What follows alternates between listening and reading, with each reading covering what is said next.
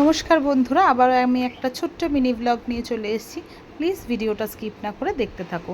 আজকে অনেক সকাল সকাল আমরা রেডি হয়ে গেছি, ওই 5টার সময় উঠে রেডি হয়েছি সবাই।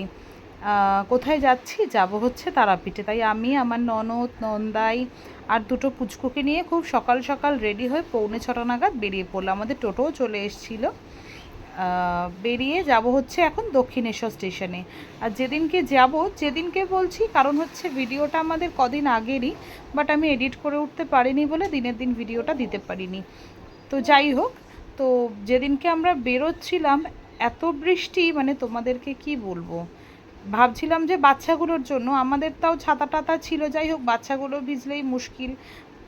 তো কথা বলতে বলতে চলেও এলাম দক্ষিণেশ্বর স্টেশনে।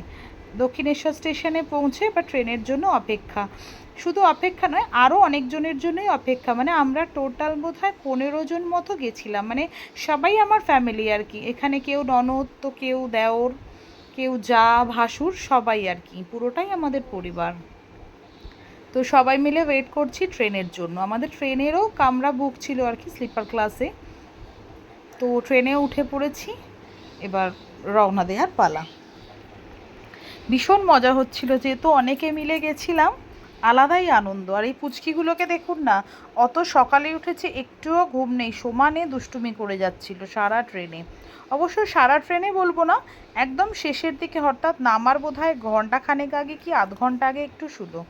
তো আমরা সবাই মিলে কি আর করব, বসে বসে ফটোও তুলছিলাম, আনন্দও হচ্ছিল। হ্যাঁ, অবশ্য রিলসও করেছি। সব কিছু মিলিয়েই ট্রেনের জার্নিটাও দারুণ আনন্দ করেছি আর কি। এইটা আমার দেওর আর আমার দেওরের বউ, আর এখানে ননদরাও আছে, অনেকেই আছে আর কি। তো দেখতে দেখতে দেখো আমরা তারাপীঠে চলেও এলাম, স্টেশনে নেমে পড়েছি। এবার গাড়ি করে যাব হচ্ছে হোটেলে। আমাদের হোটেল রুমটাও বুক করা ছিল, সেই জন্য কোনো প্রবলেমও হয়নি। তো এবার আমরা একটি গাড়ি খুঁজলাম এবং গাড়ি খুঁজে চললাম হচ্ছে হোটেলের দিকে। আর সব থেকে মজার ব্যাপার একটা কি হয়েছিল, এই গাড়িটা অ্যাকচুয়ালি ছিল হচ্ছে বোধহয় 12 সিটার, আর আমরা ছিলাম 15 জন। মানে এমনভাবেই যেতে হয়েছিল কি বলবো। লাস্টে পেছনে আমার এক কি বলবো, নন্দাই আর আমার দেওর ওই সেই কন্ডাক্টারের মতো ঝুলতে ঝুলতে যাচ্ছিল। হ্যাঁ, আমার হাজব্যান্ডও তাই। মানে ওদের ঠিক জায়গাও হচ্ছিল না ওই গাড়িটার মধ্যে। এবার চলে এলাম হোটেলের রিসেপশনে। হোটেলটা যেটা আমরা নিয়েছিলাম সত্যিই খুব সুন্দর হোটেলটা। তো আমরা ওখানে বিয়ে করে কি বলে রিসেপশনে বসেও ছিলাম, ওরা ঘরগুলো রেডি করে দিচ্ছিল। দেখুন আমাদের রুমটা, আমাদের এখানে ডাবল বেডরুম ছিল আর কি। মানে রুমটাও ছিল খুব সুন্দর, দুটো বাথরুম ছিল ইনক্লুড, ইভেন একটা সোফাও ছিল, কোনো অসুবিধা হয়নি। তারপরে আমরা একটু ফ্রেশ হয়ে ঘুরতে চলে গেছিলাম হচ্ছে নলাটেশ্বরী মন্দিরে। কারণ সবাই বললো যে আগে একটু টুকটাক ঘুরে নিই, তারপরে আমরা মন্দিরে পুজো দিতে যাব। সেই জন্য নলাটেশ্বরী মাকেই আগে দর্শন করতে গেলাম গাড়ি করে। সত্যি বলতে খুব সুন্দরভাবে দর্শনও হয়েছিল, আর তার সাথে সাথে পুজোও দেওয়া হয়েছিল। এত সুন্দরভাবে পুজো দিয়েছিলাম, ঠাকুরমশাইও খুব সুন্দরভাবে পুজো দিয়েছিলেন। এই যে মা নলাটেশ্বরী মন্দিরটাও দেখুন খুব সুন্দর।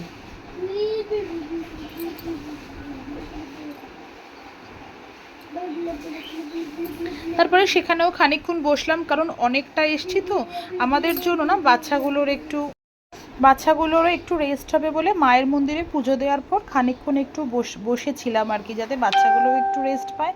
আর তার সাথে সাথে আমাদেরও হচ্ছে ফটো তোলা, রিলস ইত্যাদি ইত্যাদি। তারপরে একটু বসে আড্ডাও দিচ্ছিলাম, খানিকক্ষণ বসে টসে তারপরে আমরা আবার মন্দির থেকে বেরোলাম। বাচ্চাগুলো খুব আনন্দ পাচ্ছিল ওই অতখানি জায়গা, মানে মা নলাটেশ্বরী মন্দিরের নিচে নাট মন্দিরটা অনেকটা জায়গা, বেশ খেলা করছিল। তারপরে আমরা ওখান থেকে এসে আর একটু রেস্ট নিই, কারণ রেস্ট নিলেই সেই শুয়ে পড়তে হয়, আর ইচ্ছা লাগবে না। সেই জন্য এসেই আগে রেডি হয়ে গেলাম মায়ের মন্দিরে পুজো দিতে যাব বলে। সবাই মিলেই রেডি হয়ে চলে গেলাম মায়ের মন্দিরে পুজো দিতে। আর সত্যি বলতে সেদিনকে মন্দিরে গিয়ে এতটাই ভিড়, মানে কি বলবো, প্রচণ্ড লাইন। একজনকে জিজ্ঞাসা করছি, যারা জেনারেল লাইন দিয়েছিলেন, সেই সকাল 9টায় বোধহয় একজন বলে লাইন দিয়েছি, তখন ধরুন আমরা গেছি 6:30, তখনও বলছে আমরা পুজো দিয়ে উঠতে পারিনি, এতটাই ভিড়। আর সেই জন্য হচ্ছে আমরা ওই যেটা কি বলবো, মানে আমারই জায়ের বাবা সে সমস্তটা অ্যারেঞ্জমেন্ট করে দিচ্ছিল। মানে তারাপীঠের মন্দিরের যে একজন পূজারী আছেন, তো ওনার সাথে আবার ওনার খুব ভালো সম্পর্ক। সত্যি বলতে কাকু যদি এতটা সুন্দরভাবে অ্যারেঞ্জমেন্ট এইখান থেকে মানে দক্ষিণেশ্বর দিয়ে ফোন করে না বলতেন, হয়তো আমাদের এত তাড়াতাড়ি করে পুজোটা দেওয়াও হয়ে উঠতো না, আর এত সুন্দরভাবেও পুজো দিতাম না। মানে সত্যি বলছি, পুজো দিয়ে না মন ভরে গেছে। সেই জন্য কাকুকে আবারও ভীষণ ভীষণ ধন্যবাদ। মানে অন্তরার বাবার কথা বলছি আর কি, আমার জায়ের বাবা। তারপরে হচ্ছে হ্যাঁ, অবশ্য ঠাকুরমশাইও সত্যি খুব ভালোভাবে পুজো দিয়েছেন। ওনাকেও একটা থ্যাংক ইউ না বললে হয় না। তো মায়ের দর্শনও ভীষণ ভালোভাবে পেয়েছি, আর পুজোটাও খুব সুন্দর দিয়েছি। হ্যাঁ, একটু লাইন দিতে একটু কষ্ট হয়েছে, তাও আমরা চার 4-5 ঘন্টা তো লাইন দিয়েই ছিলাম।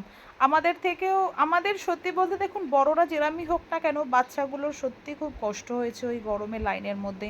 তাও বলতে নেই, আমাদের পুচকিগুলো সত্যি মানে কি বলবো, ওদের ধৈর্যের মানে একদম হেডস অফ যাকে বলে, ওরাও অতক্ষণ ধরে লাইনে দাঁড়িয়ে ঠিক পুজো দিয়েই তবে এসছে আমাদের সাথে। পুজো টুজো দেওয়া হয়ে যেতে আমরা বাড়ি এসে আর সেদিনকে আর বেরোইনি। নেক্সট দিন মর্নিংয়েই বেরিয়েছিলাম ওখানে তারাপীঠে মন্দিরের একটু শ্মশানেও যেতাম আর কি, আর তার সাথে তারাপীঠের এইখানে যে দোকানপাটগুলো আছে সেগুলোও ঘুরতে। কেনাকাটা বলতে সেরমভাবে কিছুই করিনি, শুধু বাচ্চাগুলোর জন্যই ওই খেলনা টেলনা এগুলোই নেওয়া হয়েছে, কারণ জানেনই ওদের বায়নার শেষ নেই। এই কেনাকাটা করেছি বাচ্চাগুলোরই, গাড়ি, তারপরে হচ্ছে আমাদের পুটপুটির খেলনা ইত্যাদি ইত্যাদি এইসবই আর কি।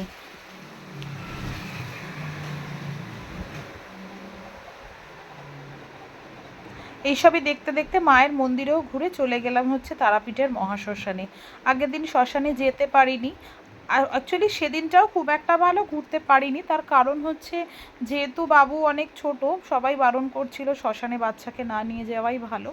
সেই জন্য ওর বাবার সাথে দাঁড়িয়েছিল, কিন্তু কান্নাকাটি করছিল। সেই জন্য যতটা পেরেছি তাড়াতাড়ি ঘুরে আমরা আবার কিছু খেয়ে দিয়ে হোটেলে আবার ফিরে এসেছিলাম।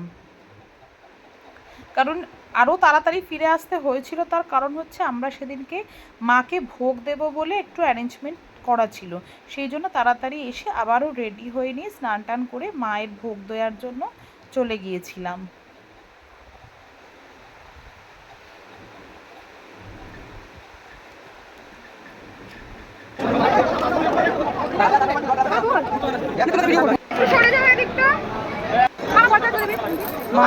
মাকে যে ভোগটা আমরা দিয়েছি, সেই ভোগটাই আমরা সবাই মিলে সেদিনকে খেয়েছি, সবাই মিলেই মায়ের প্রসাদ খেয়েছি। সেদিনকে আর বাইরে হোটেলে কোথাও গিয়ে খাওয়া দাওয়া করিনি।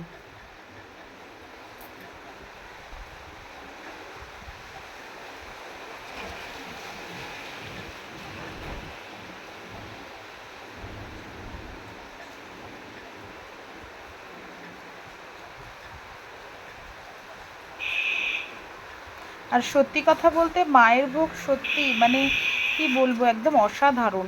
আর একটা জিনিসও দেখলাম, যে আমার দেওর কিছুদিন আগেই বলছিল যে ওরা যেহেতু রিসেন্ট ঘুরে এসেছিল, বলছিল যে জানো বৌমনি, মায়ের ভোগ এমনই যেন মনে হয় ফুরায় আর না। সত্যি তাই, মায়ের ভোগ এমনই যেন মনে হচ্ছে যেন এখনও কত, আমরা 15 জন মিলে খাওয়ার পরেও মনে হচ্ছে কত ভোগ বেঁচে গিয়েছিল, যেন মায়ের ভোগ সত্যিই ফুরায় না। তারপরে আবারও মায়ের দর্শন করে ভোগ খেতে চলে এলাম, মানে যেই পুরোহিত ঠাকুর আমাদের ভোগ দিয়ে দিয়েছিলেন সেই ওখানে বসে খাওয়ার একটি ব্যবস্থা করে দিয়েছিলেন।